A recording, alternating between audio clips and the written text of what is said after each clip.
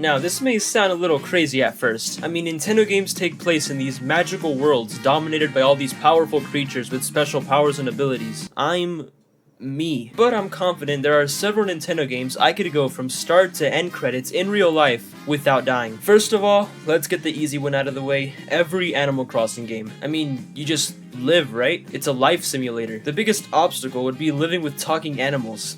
And Tom Nook, which now that I say it out loud, this would actually be really cool. But let's take New Horizons for example, a game that takes place in a deserted island. Surviving that would be out of my comfort zone, but definitely possible. But then Nook gives me a tent, and there's fruit all over the island, so that automatically makes this a breeze. The closest thing to taking damage in Animal Crossing is getting stung by wasps, which if that happens, I'd just go to the local drug dealers to heal myself. I'd also have to learn how to pole vault over rivers until I could afford a bridge, but honestly, couldn't you just swim or even walk over it? I think I could even jump over it, but I might have some issues moving a few furniture items such as a Ferris wheel or the Statue of Liberty with my bare hands. You don't need that stuff though. For the most part, I'd just fish, craft, harass my villagers, decorate. Heck, this would probably be better than my current life. The entire Animal Crossing franchise is an easy survive. Next, you saw the thumbnail, every Pikmin game. This is simply because I'm not doing any combat myself, the Pikmin are. I'd just grow a bunch of them and send them to take out all the enemies. The objective of Pikmin games is to collect materials and items while knocking out enemies in your way. Also, this is assuming everything is human scale and not 5 inches tall, otherwise this would be easier than Animal Crossing. The plot of the first game is Olimar crashes his ship and enslaves these plant aliens to collect his scattered ship parts and go back home. This is easy. I'd just send the Pikmin towards the ship parts and keep plenty with me in case an enemy is bold enough to mess with me. Sure, the Pikmin might get eaten or stomped on, but better them than me, right? I'd also make sure to keep my distance from enemies. Chuck the Pikmin from 40 yards away like I'm Tom Brady. Worst case scenario, an enemy starts coming at me while I have no Pikmin, which in that case I'd bring out my most powerful tactic.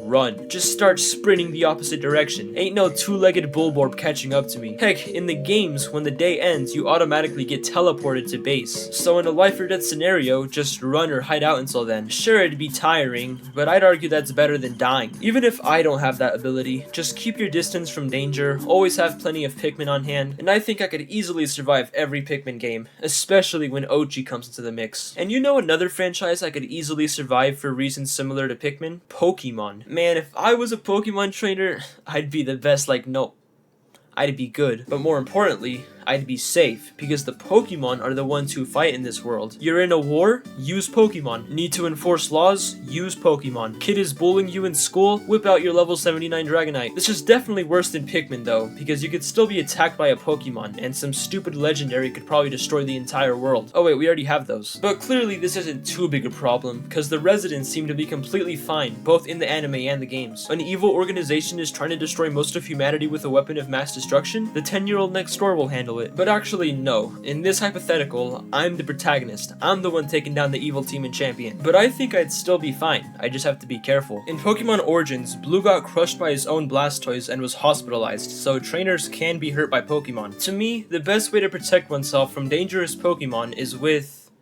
Pokemon. What I would do is go on insane training arcs and overlevel my Pokemon. I would cause Pokemon such as Rattata and Caterpie to mysteriously go extinct, and I would steamroll everyone else with my level 50 Charizard. I would also use said Charizard to fly to all the cities with gyms, and since I'm grossly overleveled, I would destroy anything in my path. I would also travel with my 6 strongest Pokemon out of their Pokeball following me, just to radiate a threatening aura everywhere I go. And dangerous wild Pokemon, like legendaries, just keep chucking Pokeballs at them until they're caught. Literally, the games are turn-by-turn RPGs, so the opponent gets to attack every time you fail. But in real life, Chuck breaks free, Chuck breaks free, Chuck breaks free, Chuck breaks free, and repeats. Or just always travel with a Pokemon that has Prankster and knows Thunder Wave, then just paralyze every threat that comes your way.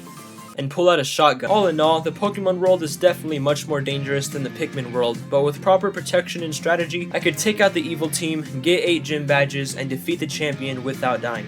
Me, that is. My Pokemon would die at least 100 times each. Next up is a game where being a regular human is actually to my advantage. What's dangerous to the people of this world is completely harmless to me. Splatoon. Inklings and Octolings die, or splat, when they get bombarded with too much ink. But me? It'd just be the startup to my clown career. I'd win every single turf war these people have, cause I'm immortal. Hand me a splat roller, and I'll just start painting every corner of the map. Now, even though I can't die, the opposing team can still paint over my paint and win the turf war, but I'd just shoo them away. or kill them, that works too. Or I could be the guy on offense, taking out everyone while my team inks the stage. Editor self here, I think that would be playing defense, not offense, so the exact opposite of what I just said. It's also worth mentioning that none of these dudes can go in water. I can go for a nice swim and have the pool all to myself. I could also go on a massacre with a plastic water gun. And don't even get me started on the ranked modes. Tower control. I'd have more trouble watching paint dry than losing tower control. Literally just go on the tower and do nothing. Just stand there and watch the tower move towards the enemy base as they try to stop you. In fact, they'd have to physically push me off, which is where my teammates come in as bodyguards. Clam blitz. I would just grab all the clams and bring them to the goal, and I would do it slowly to troll the enemy team. Splat zones. Just stand in the center of the zone and snipe anyone who comes near. Literally a Secret Service agent. And then Rainmaker. If I got my hands on the Rainmaker, the opposing team would just drop dead. Now honestly, I've really only played the online modes in Splatoon. I've never really messed with the story mode. I searched up Splatoon 3 bosses, and the first thing I saw was a giant robot shooting its hand at the player. So I'm gonna go on a hunch and say no, I'd die in the story mode. But the actual main online modes? Absolutely. Alright, the next game I'd survive is Super Mario Bros., the original NES game. It's a 2D game that automatically makes it easier, right? But also, just look at the level design. This is easy. I would start on 1-1. First off, jump on the Goomba. This really shouldn't be difficult. It's moving at a fixed rate, so I just jump where it's going to be when I fall down and kill it. And then, I'd get a Super Mushroom, which doubles my size. From there, I could stomp on enemies. Jumping over the pits would definitely be scary, but also possible. Just get a big running start and... But everything changes once I get the Fire Flower. If I had a projectile I could kill enemies with from a distance, I'm breezing through this game. I would go very slowly, knocking out every enemy I see from 30 feet away. The pits would still be an issue though. Sure, just take a leap of faith, but I'm specifically worried about these one block jumps. My plan would be to get that same running start, jump, land on the single block, then immediately jump again and make it to the other side.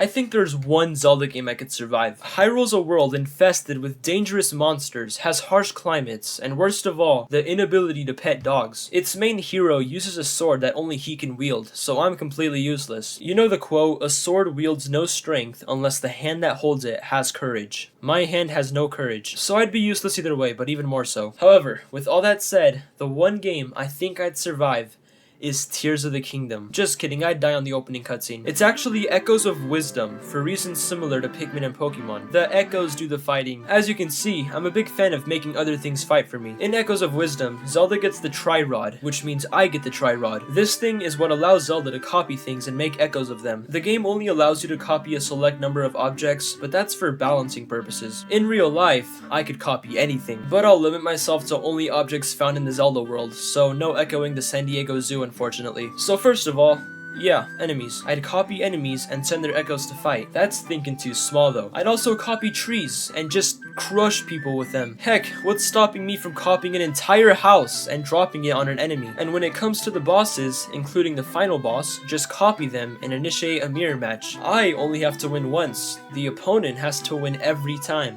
because I would just keep respawning the echoes. In fact, with that logic, this might be easier than Animal Crossing. The Tri-Rod is overpowered. So with that brings me to the final Nintendo game I could survive, and it's probably my boldest claim yet. But first, let's quickly go through some other games that didn't deserve their own segment, but I could easily survive. Wii Sports and Mario and Sonic at the Olympic Games games. They're just sports games, so it's not like I would be dead, just humiliated. Tamagotchi Life, for obvious reasons. WarioWare, you don't actually die if you fail in the microgames, right? You do in Mario Party, but here the main character, me, kinda just looks upset. If I'm actually in the microgames though, that's a different story. Big Brain Academy and Nintendo Switch 2 Welcome Sword. I know, I'm very courageous for taking on these games. But finally, the last Nintendo game that I believe I could easily survive is Luigi's Mansion. Now, hear me out. I'll specifically talk about Luigi's Mansion 3 here, because that's the one I played. This game sees Luigi trapped in a hotel with his friends missing. The main premise of the game is to capture ghosts and solve puzzles to find elevator buttons to go to different floors. The main goal of the game is to defeat King Boo and rescue all your friends.